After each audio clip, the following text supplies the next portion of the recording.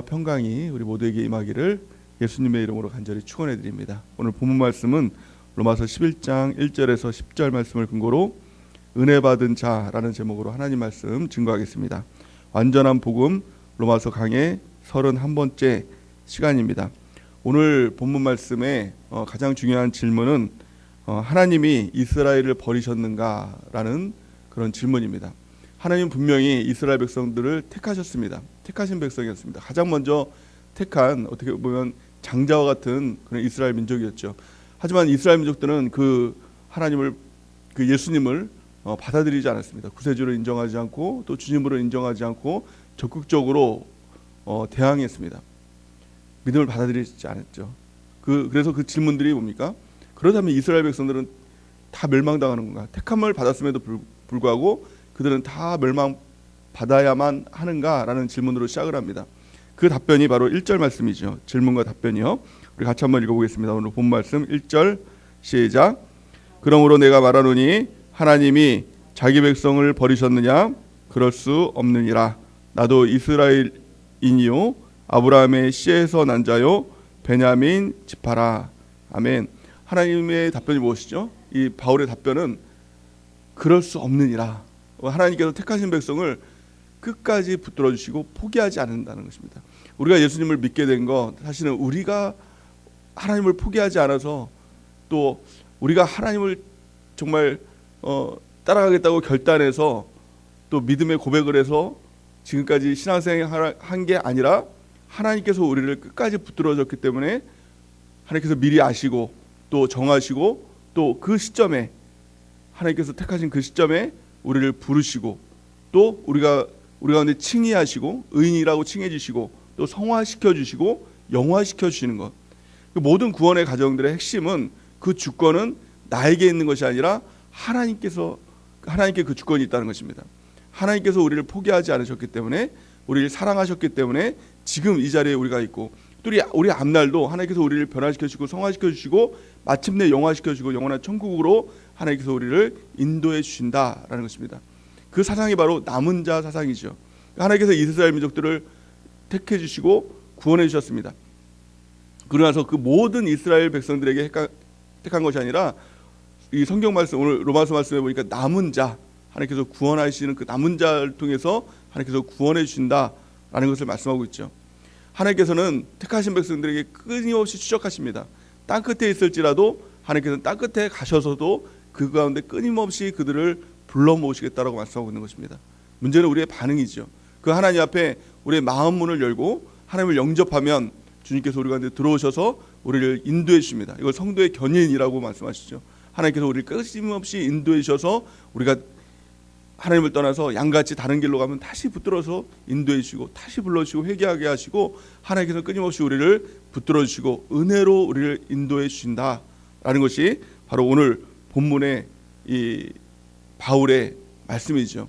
그 증거를 두 가지를 통해서 들어주고 있습니다. 가장 첫 번째는 자기 자신입니다. 1절 하반절 말씀에 보니까 바울이 이렇게 얘기합니다. 나도 이스라엘이뇨 아브라함의 씨에서 난 자요 베냐민 지파라. 아멘. 이 사도 바울 본인 자체도 이 이스라엘 민족과 똑같이 예수님을 대적하고 교회를 핍박하고 적극적으로 오히려 예수님 믿는 사람들을 잡아다가 죽이는 아주 그 전혀 복음과 상관없는 그런 길을 갖고 있었는데 하나님께서 다메섹 도상에서 예수님께서 그를 만나주시죠. 강권적으로 만나주시고 그를 택해 주시고 그를 인도해 주시고 그 은혜로 그를 이끌어 주셨다라고 자신의 그 간증을 통해서 고백을 통해서 나 같은 자도 하나님께서 포기하지 않으시고 지금 이 자리에 인도해 주시고 나를 천국으로 인도해 주고 계시다. 내가 그 증거다라고 첫 번째 증거로 이렇게 얘기를 합니다. 또 두 번째 증거는 디모데전서 1장 13절 말씀을 보니까 자신에 대해서 또 이렇게 얘기를 합니다. 우리 같이 한번 읽어보겠습니다. 시작. 내가 전에는 비방자요 박해자요 폭행자였으나 도리어 긍휼을 입은 것은 내가 믿지 아니할 때에 알지 못하고 행하였음이라. 아멘. 자기 자신에게 하나님께서 긍휼을 베풀어 주셔서 은혜로 나를 구원해 주셨다 이렇게 고백하고 있는 것이죠. 두 번째는 바울은 여기서 한 가지를 더해서 역사적 증거를 통해서 그 증명을 하고 있습니다. 그것이 바로 엘리야 시대 때의 일입니다. 우리 3절 4절 말씀을 같이 한번 읽어보겠습니다. 시작. 주여, 그들이 주의 선지자들을 죽였으며 주의 제단들을 헐어버렸고 나만 남았는데 내 목숨도 찼나이다 하니 그에게 하신 대답이 무엇이냐? 내가 나를 위하여 바알에게 무릎을 꿇지 아니한 사람 7,000명을 남겨두었다 하셨으니. 아멘. 이 엘리야가 하나님 앞에 이렇게 얘기를 합니다. 하나님, 모든 것이 다 이제 끝났습니다. 이제 절망해서, 그래서 나만 남았습니다. 모든 사람들 다 끝났습니다라고 했을 때 하나님께서 뭐라고 얘기하죠? 아니다, 내가 7,000명을 너 같은 똑같은 선자를 남겨두었다, 이렇게 얘기합니다. 하나님의 은혜로, 어떻게 보면 우리가 신앙생활 하다가도 하나님 나만 남았습니다 이렇게 이야기할 때가 있지 않습니까?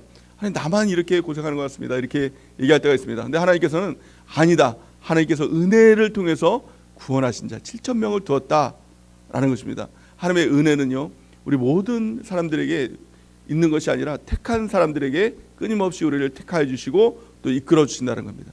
우리가 지금 이 자리에 있다는 것 자체가 사실은 우리가 은혜 받은 자라는, 또 우리가 택함 받은 자라는, 그래서 끊임없이 내가 새벽 예배에 나오고 싶어서 또 우리 교회에 내가 등록하고 싶어서 등록했다고 생각을 하지만 사실은 그런 게 아니라 우리 주님께서 은혜를 통해서 우리를 추적하셔서 우리를 불러주셔서 우리를 끝까지 지금까지 인도해 주신 줄 믿습니다.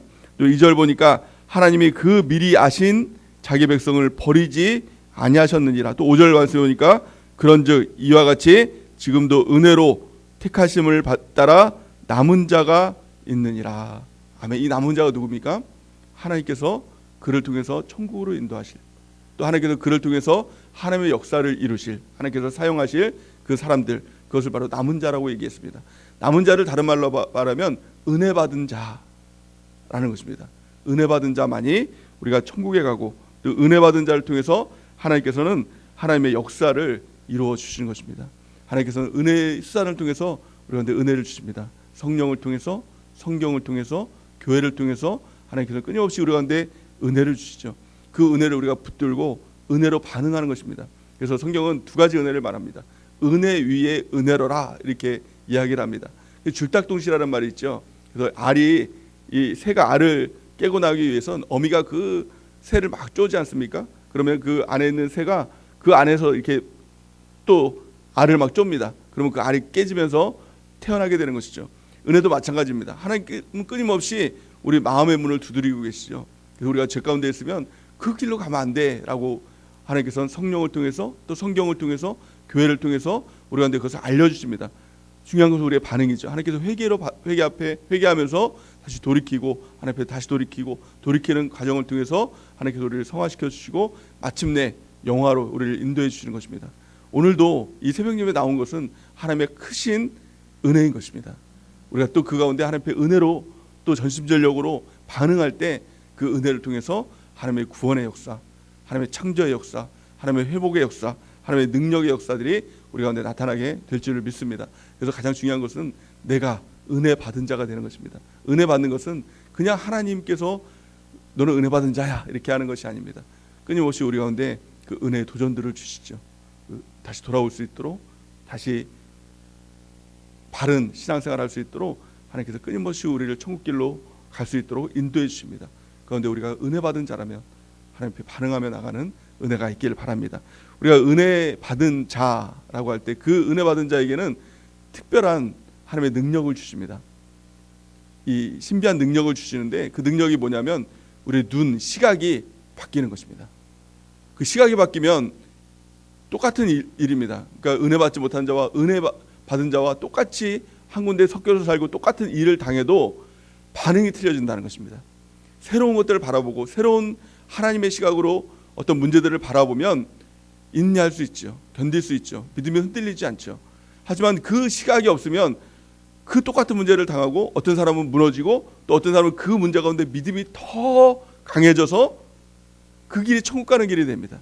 어떤 사람은 똑같은 문제 가운데 그 길에 낙심하고 시험에 들어서 지옥길로 가게 되는 것입니다. 은혜 받은 자의 특징은 뭐예요? 다른 것이 아니라 눈이 바뀌는 것입니다. 어떻게 바뀔까요? 가장 첫 번째는 본질을 보는 눈으로 바뀝니다. 은혜 받지 못한 사람의 특징은 항상 비본질을 바라봅니다. 어떤 일을 당할 때, 또 안 좋은 일을 당할 때 비본질에 집중을 합니다. 나는 운이 나빠. 그 운이라는 게 사실 어디 있어요? 또 나는 이렇게 머리가 나빠. 그리고 또 어떤 사람들은 나는 돈이 없어. 또 어떤 사람들은 나는 외모가 이렇게 딸려가지고 이렇게 힘든 삶을 살아. 그게 다 비본질이죠. 그 세상 사람들이 중요하다고 여기는, 또 은혜 받지 못한 사람들이 중요하다고 여기는 그 눈의 시각이 뭡니까? 다 이 땅의 것들만 바라본다는 거예요. 천국에 하나도 도움이 안 되는 이 땅의 것들만 바라보게 된다는 거예요. 그렇다면 은혜 받은 사람들의 시각은 어떻게 바뀔까요? 어떤 안 좋은 일이 있습니다. 그러면 그 시각이 이 땅을 보는 것이 아니라 영적인 것들로 바라보게 되죠. 나의 신앙은 어떤가? 이걸 바라보게 되는 거예요. 나는 신앙생활 제대로 하고 있나? 또 나는 정말 하나님 앞에 전심전력하고 있나? 내가 하나님 앞에 기도하고 있나? 내가 하나님 앞에 정말 예배를 잘 드리고 있나? 내가 하나님 앞에 전심전력으로 하나님 앞에 나가고 있나? 하나님과 더 가까이 있는가? 하나님과 나의 관계는 어떤가? 이게 다 본질적인 거 아닙니까? 은혜 받은 사람들은 어떤 문제가 있을 때 비본질이 아니라 본질에 집중하기 시작합니다. 그래서 할 수 있는 것이 무엇입니까? 회개를 할 수 있는 것입니다. 회개하면요 살아납니다. 나 회개하지 못하면 결국에 망하게 되는 거죠. 비본질에 집중하면 어때요? 나는 왜 이렇게 가난해? 나는 왜 이렇게 못생겼어? 나는 왜 이렇게 머리가 나빠? 나는 왜 이렇게 운이 나빠? 이렇게 비본질에 집중하면 절대 회개할 수 없는 것입니다. 그래서 하나님께서 기회를 주실 때도 그 기회를 놓쳐버리고 결국엔 무너지게 된다는 것입니다. 우리가 은혜의 시각으로 눈이 바뀌는 귀한 축복이 있길 바랍니다. 그러면 살아난다는 것입니다. 죄를 지어서 지옥에 가는 것이 아니라, 죄를 지어서 망하는 게 아니라 핵심은 회개하지 않아서 망하는 겁니다. 회개하지 않아서 지옥에 가는 것입니다. 우리가 본질을 바라볼 수 있는 은혜의 시각을 갖는 귀한 축복이 있길 바랍니다. 그래서 모든 사건들 가운데서 돌이키고 회개할 수 있는, 회개하면 살아나는 거예요. 그래서 저와 여러분들이 다 그런 은혜의 사람이 되기를 축원합니다. 두 번째는 은혜 받은 사람들은 하나님의 시각으로 어떤 문제를 바라볼 수 있는 눈이 열리게 된다는 거예요. 그래서 절대로 낙심하지 않습니다. 오늘 본 말씀에 보면 뭐라고 얘기합니까? 엘리야가 3절 보니까 주여 그들이 주의 선지자들을 죽였으며 주의 제단들을 헐어버렸고 나만 남았는데 내 목숨도 찾나이다. 이렇게 하나님 앞에 얘기를 했더니 4절 보니까 그에게 대답이 무엇이냐? 내가 나를 위하여 바알에게 무릎 꿇지 아니한 사람 7,000명을 남겨두었다 하셨으니. 아멘. 엘리야는 하나만 바라봤습니다. 자기 자신만 바라봤습니다. 그러니까 하나님의 시각은 무엇이었습니까? 너 같은 자 7,000명이 있어. 하나님의 시각은 7,000배예요. 7,000배. 우리는 종종 하나님 왜 이런 일들만 있습니까? 지금 보이는 현상만 바라보니까 이거밖에 없는 거예요. 근데 하나님의 시각으로 보면 7,000배의 하나님의 축복이 있는 것입니다. 7,000배의 하나님의 은혜가 있는 것입니다. 이것이 바로 하나님의 은혜의 시각, 은혜의 시각이라고 그렇게 이야기하는 것입니다. 사도행전 11장에 보면 예루살렘 교회에서 안디옥 교회로 이 바나바를 파송하는 내용이 나옵니다. 안디옥 교회는 이제 새로 신설한 교회였습니다. 참 문제가 많은 교회였어요. 그러니까 새신자들만 막 이렇게 모여 있다 보니까 뭐 여러 가지 또 분쟁의 문제도 있었고 또 신앙의 미성숙한 문제들도 있었습니다. 근데 예루살렘 교회에서 파송된 이 바나바가 안디옥 교회에 가서 무엇을 받느냐? 그들의 문제를 바라보지 않았어요. 저들은 왜 이렇게 신앙이 없어? 저들은 왜 이렇게 싸우고 이렇게 세상적이야? 이 문제를 바라본 게 아니라 바나바는요 하나만 바라봤어요. 뭘 봤을까요? 하나님의 은혜를 바라봤어요. 그러니까 기쁨이 넘쳤어요. 와, 하나님께서 이들을 통해서 이루실 역사가 어마어마하게 큰 거예요. 하나님의 능력의 역사가 어마어마하게 큰 거예요. 그러니까 그 은혜를 보고 기뻐하였다라고 성경은 말씀하고 있죠. 사도행전 11장 23절에서 24절 우리 같이 한번 읽어보겠습니다. 시작. 그가 이르되 하나님의 은혜를 보고 기뻐하여 모든 사람에게 굳건한 마음으로 주와 함께 머물러 있으라 권하니 바나바는 착한 사람이요 성령과 믿음이 충만한 사람이라 이에 큰 무리가 주께 더하여 지더라.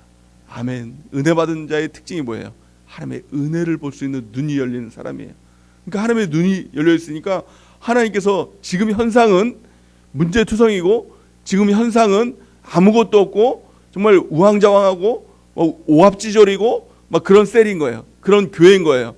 근데 하나님의 은혜를 보니까 이 교회, 이 셀에 부어질, 이 공동체에 부어질 하나님의 놀라운 은혜를 보니까 뭐라고 얘기해요? 딴 거 얘기 안 해요. 그냥 붙어 있어. 그냥 여기 머물러 있어. 하나님께서 놀라운 은혜를 주실 거야. 마침내 그 은혜가 막 부어지기 시작하죠. 그러니까 하나님께서 그 믿는 자들을 더해 주시는 놀라운 부흥의 역사들이 일어나게 되는 것입니다. 그 영적 리더의 특징이 뭐예요? 은혜 받은 자의 특징이 뭐예요? 하나님의 은혜를 볼 수 있는 사람. 영적 가장이 누굽니까? 영적 가장은 하나님의 이 가정, 정말 다 깨진 가정 가운데서도 하나님의 은혜를 볼 수 있는 사람. 그 사람이 그 가정을 살리고 그 셀을 살리고 그 교회를 살리는 것입니다. 우리가 구해야 될 것은 그 은혜를 볼 수 있는 눈을 허락해 달라고 우리가 간절히 구하는 귀한 축복이 있기를 바랍니다. 자, 오늘 8절 말씀에 보니까 뭐라고 얘기하고 있죠? 우리 8절 말씀을 같이 한번 읽어볼까요? 시작. 기록된 바 하나님이 오늘까지 그들에게 혼미한 심령과 보지 못할 눈과 듣지 못할 귀를 주셨다 함과 같으니라. 아멘. 은혜 받지 못한 자의 특징에 대해서 이야기하고 있죠. 혼미한 심령, 보지 못할 눈, 듣지 못할 귀. 이게 바로 은혜 받지 못한 자들의 바로 이 눈과 또 귀와 그들의 마음이다 라는 것입니다. 은혜가 들어오면 하나님의 은혜가 보입니다. 하나님의 은혜가 느껴집니다.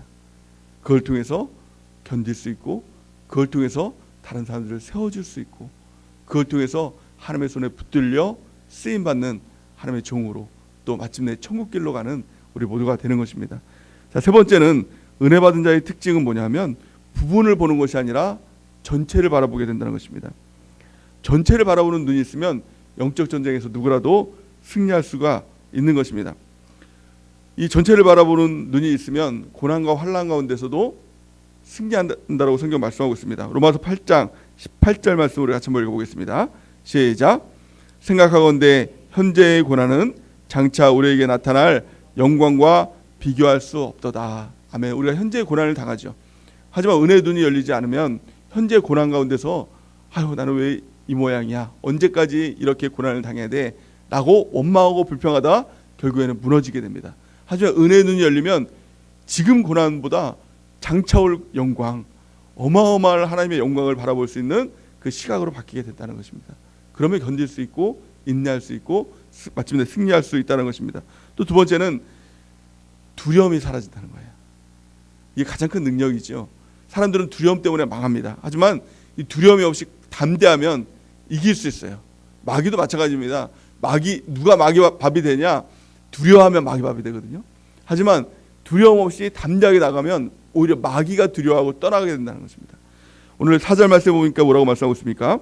우리 4절 말씀 같이 한번 읽어보겠습니다. 본문 말씀 4절 시작. 그에게 하신 말씀이 무엇이냐? 내가 나를 위하여 바알에게 무릎 꿇지 아니한 사람 7,000명을 남겨두었다 하셨으니. 아멘. 바알이 뭐예요? 세상을 말하는 것이죠. 세상에 이 마귀의 권세 가운데 무릎 꿇지 아니한 사람 7,000명이 있다. 담대한 사람, 승리하는 사람 7,000명이 있다라는 것입니다. 두려움 가운데 나갈 때 세상에 무릎 꿇지 않고 마귀를 이기고 승리하며 나갈 수 있게 될 줄을 믿습니다. 우리 가운데 시험이 있습니다. 또 고난이 있고 또 시련이 있습니다. 그런데 참 놀라운 것은요, 하나님께서는 우리 가운데 절대로 감당하지 못할 시험을 준 적이 없다는 겁니다. 다 내가 감당할 수 있다는 것이죠. 또한요, 내가 감당하지 못할 그쯤이 된다면 하나님께서 피할 길도 반드시 주신다라고 성경은 말씀하고 있습니다. 고린도전서 10장 13절 우리 같이 한번 읽어보겠습니다. 시작. 사람이 감당할 시험 밖에는 너희가 당한 것이 없나니 오직 하나님은 미쁘시사 너희가 감당하지 못할 시험 당함을 허락하지 아니하시고 시험 당할 즈음에 또한 피할 길을 내사 너희로 능히 감당하게 하시느니라. 아멘. 하나님께서 다 아시는 것입니다. 하나님께서 우리 가운데 주시는 시험, 또 우리가 나가는 환난, 이것은 하나님의 허락이 없으면 절대로 우리 가운데 다가올 수 없는 것입니다. 그렇다면 왜 하나님께서 우리 가운데 시험을 허락해 주시느냐? 왜 시련을 허락해 주시느냐? 그 시련을 통해서 우리의 믿음이 더 강해지기 위해서. 그래서 마음 근육이라는 것이 있죠. 그래서 우리가 운동을 할 때도, 우리의 몸 근육을 키울 때도 힘을 들여서 막 땀이 나고 막 어떻게 보면 숨이 깔딱깔딱할 만큼 막 운동을 해야 근육이 자라나고 또 우리의 몸이 더 한층 더 성숙하고 성장하지 않습니까? 우리의 영혼도 마찬가지라는 거예요. 시련과 환난을 통해서 어떻게 보면 정말 이게 끝인가 막 얼딱얼딱하는 그 가운데 우리 영혼의 또 우리 마음의 근육들이 막 자라나게 되는 것입니다. 그래서 한 번 당한 시험 가운데 또 그 시험이 오면 이 정도는 내가 감당할 수 있어, 뛰어넘을 수 있는 것이죠. 뿐만이 아니라 똑같은 시험을 당하는 사람들을 일으켜줄 수 있어요. 나도 그 가운데 하나님의 믿음 붙들고 일어났더니 하나님의 역사가 일어났어 라고 세워줄 수가 있는 것이죠. 또한요, 정말 힘들고 어려울 때는 하나님께서 피할 길도 반드시 주신다는 거예요. 그 하나님을 믿으라는 겁니다. 그래서 시험과 환난 가운데서도 우리 하나님을 의지하고 하나님을 믿어야 된다는 것입니다. 하나님께서 아시고, 하나님께서 인도하시고, 하나님께서 섭리하시고, 하나님께서 구원해 주신다. 그것을 믿을 때 어떤 두려움도 또 어떤 고난 가운데서 염려도 우리 가운데 도전하지 못한다는 것입니다. 우리가 그 하나님을 믿는 은혜가 있길 바랍니다. 그래서 바울은 마침내 이렇게 고백을 합니다. 고린도전서 15장 10절 우리 같이 한번 읽어보겠습니다. 시작. 그러나 내가 나된 것은 하나님의 은혜로 된 것이니 내게 주신 그 은혜가 헛되지 아니하여 내가 모든 사도보다 더 많이 수고하였으나 내가 한 것이 아니요 오직 나와 함께 하신 하나님의 은혜로라. 아멘. 우리가 붙들어야 될 것은 하나님의 은혜만 붙들고 우리가 나가는 것입니다. 은혜 없으면 우리가 살 수 없는 것입니다. 오늘도 이 시간 하나님의 은혜가 우리 가운데 부어지고 있죠. 하나님께서 이 시간 예배 가운데 두세 사람이 나의 이름으로 모인 곳에 나도 그들 중에 함께 있느니라. 우리 주님께서 우리 가운데 찾아오고 계십니다. 우리 마음 가운데 마음 문을 열고 우리 주님을 영접할 때 그 은혜로 우리가 눈이 열리고 또 그 눈 가운데 주님의 영광을 바라보고 또 하나님의 살아계심을 느끼고 하나님의 은혜를 바라보며 승리하고 다른 사람들을 세워주고 하나님의 손에 붙들려 쓰임받는 우리 모두가 될 줄을 믿습니다. 그러기에 우리가 은혜의 수단인 성령과 성경과 교회를 붙들고 끊임없이 주님 앞에 쓰임받는 우리 모두가 되길 바랍니다. 또한 우리가 해야 될 것이 있습니다. 은혜의 보좌 앞에 나갈 때 하나님께서 그 은혜의 보좌 가운데 우리를 긍휼히 여겨주시고 은혜를 부어주신다라고 말씀하고 있죠. 히브리서 4장 16절 우리 같이 한번 읽어보겠습니다. 시작. 그러므로 우리는 긍휼하심을 받고 때를 따라 돕는 은혜를 얻기 위하여 은혜의 보좌 앞에 담대히 나아갈 것이니라. 아멘. 이 은혜의 보좌가 어디입니까? 바로 예배의 현장입니다. 우리가 해야 될 것은 하나님 내가 은혜가 필요합니다. 하나님 긍휼하심이 필요합니다. 라는 고백을 가지고 담대히 예배 현장 가운데 나가서 하나님의 은혜를 받고 우리의 눈이 은혜의 시각으로 열려서 하나님의 손에 붙들려 쓰임받는 바로 이 남은 자, 은혜 받은 자가 되는 하나님의 놀라운 축복이 있기를 예수님의 이름으로 간절히 축원해 드립니다. 시간에